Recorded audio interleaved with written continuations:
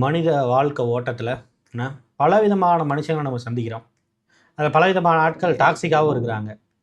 டாக்ஸிக்கான ஆட்கள்லாம் வந்து நம்மளுடைய லைஃப்பில் வரும்போது ஒரு சின்ன ஒரு ஒரு என்வாயர்மெண்ட்டாக இருந்தாலும் கூட, ஒரு சின்ன மூமெண்ட்டுக்கு அவங்க வந்துட்டு போனாலும் கூட, அது அப்படியே பயங்கர எரிச்சலாகவும் அப்படியே என்னடா இது அப்படிங்கிற மாதிரி இருக்கும். அப்போல்லாம் நமக்கு இருக்க ஒரு மிகப்பெரிய ஒரு ஒரு ஒரு ஏக்கம் அப்படிங்கிறதுனே சொல்லலாம். என்ன அப்படின்னு சொன்னால், how to see are when can I see the good people. Emotionally நல்லா ஸ்ட்ராங்காக இருக்க பர்சன், நல்லவர்கள், அவனை நம்ம எப்போ மீட் பண்ணுவோம் அப்படின்னு பல விதமான லாங்கிங் இருக்கும்ல. ஸோ அந்த மாதிரி நம்மளை சுற்றி இருக்கக்கூடிய நல்லவங்களை எப்படி வந்து பார்த்துக்கிறது, விச் மீன்ஸ் எதை வச்சு வந்து அவங்கள கண்டுபிடிக்கிறது, அவங்களுடைய நேச்சர் அப்படிங்கிறது எப்படி இருக்குது, எப்படி இருக்கும் அப்படிங்கிற விஷயத்தை பற்றி இன்றைக்கி நம்ம பார்க்கலாம். ரொம்ப கேஷுவலான நேச்சர் இருக்கும், பட் அவங்க வந்து அந்த நேச்சரை வச்சே நம்ம ஈஸியாக கண்டுபிடிக்கலாம் தே ஆர் வெரி ஸ்ட்ராங் அப்படின்னு. அதை பற்றி நம்ம இன்றைக்கி பார்த்துருவோமா? எஸ், போவோம். சிந்தா சார்.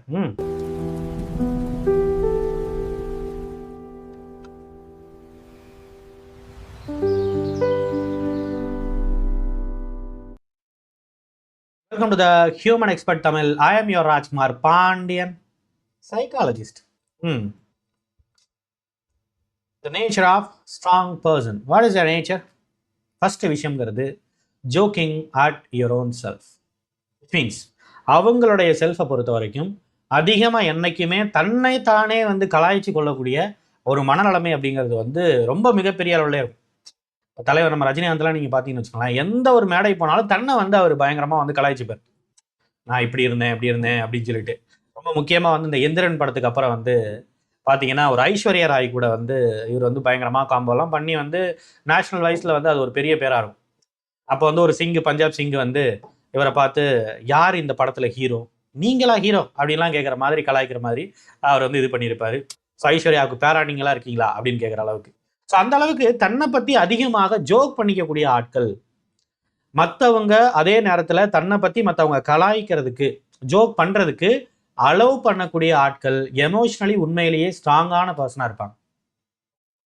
It's very important. ரொம்ப சூப்பராக இருக்கும். நம்மளால் வந்து என்ன பண்ண முடியும்னா, அவங்கள கலாய்க்க முடியும், அவங்க கூட பேச முடியும், நல்ல ஒரு பாண்டிங் கிரியேட் ஆகும். அவங்க கிட்ட இருக்கும்போது நம்ம ரொம்ப செக்யூராக ஃபீல் பண்ண முடியும். ஒரு நான் ஜட்ஜ்மெண்டலாக இருப்பாங்க. நம்ம கலாய்க்கிறோம் அப்படின்னா அதில் ஏதாவது அர்த்தம் இருக்குமோ, அதுக்காக தான் அவங்க கலாய்க்கிறாங்களோ, இல்லை ஏதாவது வந்து அதை வந்து மைண்டில் வச்சுக்கிட்டு அப்படியே அந்த இன்டென்ஷனை வச்சுக்கிட்டு அப்படியே வந்து அவங்க எப்படா அவங்களை திருப்பி வந்து ஒரு ரிவீட் வைக்கலாம், ஏன்னா திருப்பி வந்து கொடுக்கலாம் அப்படிங்கிற மாதிரியான எந்த விதமான நோக்கமும் உங்களுக்கு இருக்காது.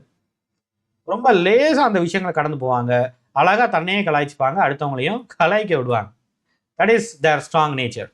ஓகே, இதுக்கான காரணம் அப்படிங்கிறது ரொம்ப சைக்கலாஜிக்கலாக நம்ம புரிஞ்சுக்க வேண்டியிருக்கு. எப்படி அவங்க வந்து தன்னை கலாய்க்க அனுமதிக்கிறாங்க அப்படின்னு சொன்னால், because they know what they are actually.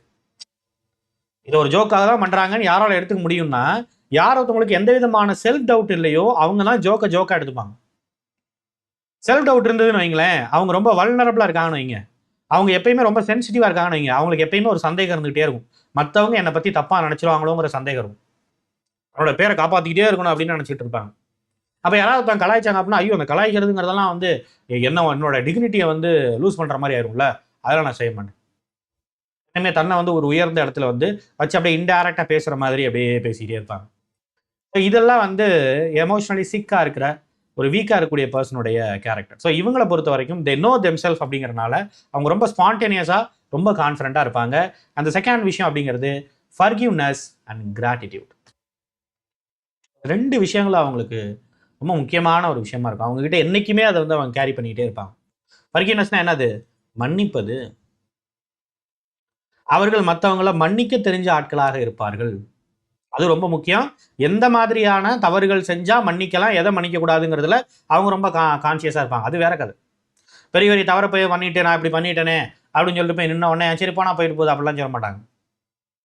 சின்ன சின்ன தவறுகளை முக்கியமாக வந்து உண்மையிலே நீங்கள் தெரியாமல் பண்ணிட்டீங்க, ஈவன் நீங்கள் தெரிஞ்சு பண்ணியிருந்தாலும் கூட இப்போ உண்மையிலேயே நீங்கள் ரியலைஸ் பண்ணி அதுக்காக வருத்தப்படுறீங்க அப்படிங்கிற ஒரு ஸ்டாண்டை வந்து அவங்க பார்க்கும்போது, அதை அனலைஸ் பண்ணும்போது கண்டிப்பாக உங்களை அவர்கள் மன்னிப்பார்கள். உங்களால் அவங்களுக்கு லாஸ் ஆகிருந்தாலும் கூட அவங்ககிட்ட தைரியமாக போய், நான் உண்மையில நான் ரியலைஸ் பண்ணிட்டேன், எனக்கு நல்லா தெரியுது, I am very loyal to my self, loyal to my emotion, எனக்கு நல்லா தெரியுது, நான் வந்து உண்மையிலே தப்பு பண்ணிவிட்டு இதை நான் ரியலைஸ் பண்ணிட்டேன், எனக்கு தெரியுது. அப்போ நான் ரியலைஸ் பண்ணதுக்கப்புறம் அவங்ககிட்ட போய் கேட்டால் கண்டிப்பாக அவர்கள் மன்னிப்பார்கள். இது ஒன்று. ரெண்டாவது முக்கியமானது என்னது? கிராட்டிடியூட்.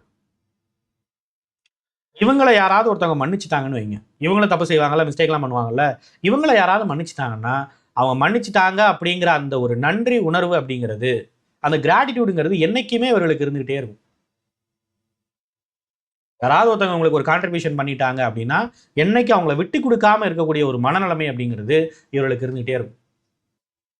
சில இடங்கள்ல அவங்க பெரிய அளவில் நமக்கு இப்போ நம்ம வந்து அவங்களுக்கு பெரிய அளவில் ஹெல்ப் பண்ணலைனாலும் நம்ம ஓரளவுக்கு இன்னசென்ட்டான ஆள், நம்ம கொஞ்சம் நல்லவங்க தான் அப்படிங்கிறத அவங்க புரிஞ்சுக்கிட்டாங்கன்னு சொன்னால், நாம் அவங்களுக்கு எந்த வகையில் சம்மந்தம் இல்லைனாலும், அவங்களுக்கு எந்த லெவலில் வந்து நம்ம ஹெல்ப் பண்ணலைனாலும், ஃபார் எக்ஸாம்பிள் அவங்க வேறு ப்ராஜெக்ட்டில் இருப்பாங்க, நான் வேறு ப்ராஜெக்ட்டில் இருக்கேன், அவங்க வேறு பிஸ்னஸில் இருக்காங்க, நான் வேறு பிஸ்னஸில் இருக்கேன், சம்மந்தம் இல்லாத ஒரு விஷயங்களாக இருக்குது, இருந்தாலும் கூட அவர்கள் நமக்காக வந்து நிற்பாங்க.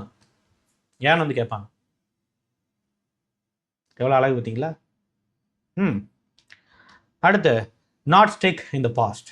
எஸ், ரொம்ப ரொம்ப முக்கியம். அவர்கள் ரொம்ப ஸ்ட்ராங்காகவும் சுதந்திரமாகவும் இருக்கிறது காரணங்கிறது இந்த பாஸ்ட் அப்படிங்கிற அந்த பாஸ்ட் நடந்த பாஸ்டில் அவங்களுடைய பாஸ்டில் இருக்குல்ல, அந்த அந்த அப்படிங்கிற அந்த ஒரு செயினுங்கிறது அவங்களுடைய காலை போட்டு இழுத்துக்கிட்டே இருக்காது. அவங்க அதுலேருந்து ஆல்ரெடி ஃப்ரீடம் வாங்கின ஒரு பர்சனாக இருப்பாங்க. எப்பயுமே பழைய விஷயங்களையே நினச்சிக்கிட்டு அதிலேயே வந்து உழண்டுக்கிட்டு அதிலேயே கன்ஃபியூஸ் ஆகிக்கிட்டு அதிலேயே சுற்றிக்கிட்டு பழைய மாதிரியான பேட்டர்னையே இது பண்ணிக்கிட்டு இப்படியே இருக்கக்கூடிய ஒரு ஆளாக அவர்களுக்கு கண்டிப்பாக இருக்க மாட்டாங்க. அவங்களுக்கு அந்த ரீசனிங்கிறது பிடிக்கவே பிடிக்காது. அவங்க எல்லாத்துக்கும் ரீசன் சொல்லிட்டுலாம் இருக்க மாட்டாங்க. ரீசன்ஸ் இருக்குது, ரைட், அதை எப்படி சரி பண்ணிவிட்டு அதை எப்படி நம்ம மேலே போகலாம். ஸோ பாஸ்ட்டில் நடக்கக்கூடிய விஷயங்களை பொறுத்த வரைக்கும் அது இப்போ நம்ம நடக்காமல், நம்ம பாஸ்ட்லேருந்து நிறைய விஷயங்கள் கற்றுக்கிட்டோம், அந்த கற்றுக்கிட்ட விஷயங்களை எல்லாத்தையும் இம்ப்ளிமெண்ட் பண்ணி இனிமேல் அது நடக்காமல் எப்படி பார்த்துக்கொள்வது அப்படிங்கிறதுல ரொம்ப ரொம்ப கான்சியஸாக அவங்க இருப்பாங்க. சூப்பர்ல. அடுத்து என்னது? Keeping responsibility always in their mind. Yes, என்ன விதமான விஷயங்களை அவங்க ஜாலியாக பேசினாலும் பழக்கப்பட்டாலும் இது பண்ணாலும், ஏன்னா ஜாலியாக நம்ம கூட டூர் வருவாங்க, இந்த மாதிரி நிறைய விதமான என்டர்டைன்மெண்ட்டில் அவங்கள தன்னை என்டர்டைன் பண்ணிப்பாங்க, நல்லா சிரிப்பாங்க, எல்லா விதமான விஷயங்களும் பண்ணிக்கிட்டு இருந்தாலும் கூட அவங்களுக்கு எப்பயுமே அவங்களோட ரெஸ்பான்சிபிலிட்டியை பேக் ஆஃப் த மைண்டில் வச்சுக்கிட்டே இருப்பாங்க.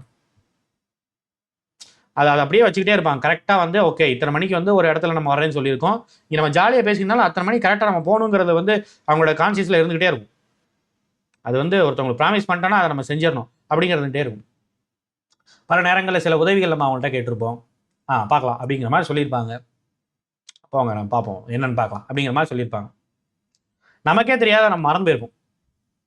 ஆனால் அவங்க அப்படியே இன்டைரக்டாக நம்மக்கிட்ட வந்து யாருக்கும் தெரியாத மாதிரி அந்த உதவியை நம்மக்கிட்ட முடிஞ்சு பேசிட்டேன், நீங்கள் அவங்ககிட்ட பேசுகிறீங்க, இந்த நம்பரை வச்சுக்கோங்க அப்படிங்கிற மாதிரி அப்படியே ஷேர் பண்ணிவிட்டு அப்படியே மைல்டாக அவங்க போயிட்டே இருப்பாங்க. அதுக்கு அவங்க எந்த விதமான ரெகக்னைசேஷனையும் எந்த விதமான கிரெடிட்டையும் அவங்க கிளைம் பண்ணவே மாட்டாங்க. Okay you you just take care அப்படின்ட்டு அப்படியே அழகாக போய்கிட்டே இருப்பாங்க. Beautiful they are, right? இந்த மாதிரி அழகழகான மனிதர்கள் நம்மளுடைய வாழ்க்கையை அழகழகாக மாற்றுறதுக்கு பலவிதமான வெயிட் பண்ணிகிட்டு இருக்காங்க அப்படின்னே சொல்லலாம்.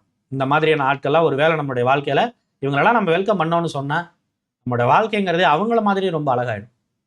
என்ன சாவிட்டிஸ் இந்த மாதிரியான ஆட்களை நம்ம வெல்கம் பண்ணணும்னு சொன்னால் நமக்குள்ள அவங்கள மாதிரியே நம்ம மாறுற மாதிரி நம்ம ட்ரை பண்ண வேண்டியது ரொம்ப ரொம்ப முக்கியம்.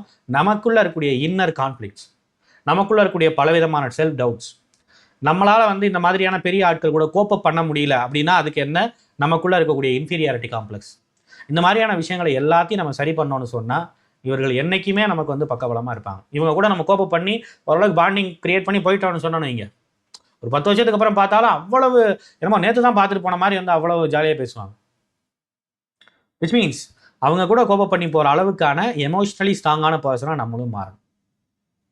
நம்ம எப்படி இவங்களை பார்க்கும்போது ஆச்சரியப்படுறாங்களோ நம்மளை பார்க்கும்போது 4 பேர் ஆச்சரியப்படுற அளவுக்கு நாமளும் மாறணும். நமக்கு சம்மந்தப்பட்ட இன்ஃபீரியாரிட்டியெல்லாம் ஒழியணும் அப்படிங்கிற மாதிரியான விஷயங்கள்லாம் அவங்களோட மைண்ட் செட்டில் இருந்ததுன்னா you can attend the online therapy session. Yes, நம்ம அதுக்காகவே வந்து இந்த மாதிரி பர்சனாலிட்டி டெவலப்மெண்ட் ஓரியன்டாக நிறைய விதமான ஆன்லைன் செஷன்ஸ் அப்படிங்கிறது கண்டக்ட் பண்ணுறோம். ஃபஸ்ட்டு இண்டிவிஜுவல் செஷன், உங்களை பற்றி நீங்கள் நிறைய அதில் தெரிஞ்சுக்க முடியும்.